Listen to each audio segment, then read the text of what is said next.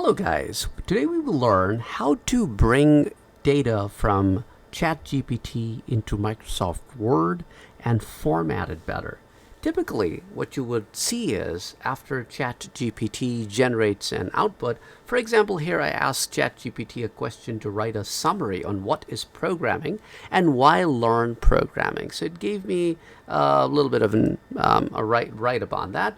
So let me copy what ChatGPT has generated for me by clicking on the copy icon.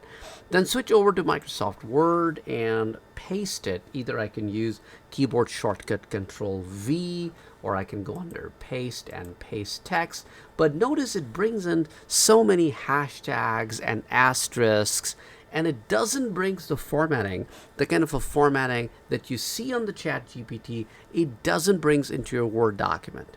To fix this problem, let me Control A to select everything and delete, and instead of clicking on the copy icon on the ChatGPT, I will rather select the text using the mouse.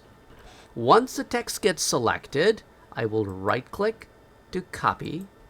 Then I will switch over to Microsoft Word and I'll right-click to paste. Now notice I have different options here. I can keep the source formatting, I can keep the merge formatting, or I could just do the text only. So Microsoft Word all of a sudden gives me so many options to work with, and then you can choose whichever of the many options you want to work with and apply it. So this would help you bring the data from the ChatGPT into Microsoft Word and not have to worry about then removing all those hashtags and asterisks. And if you have any of your past documents in which there are hashtags or there are asterisks, I can teach you how to remove that as well. Let me know in the comment section below and we can make a video on that too. Till next time, bye-bye.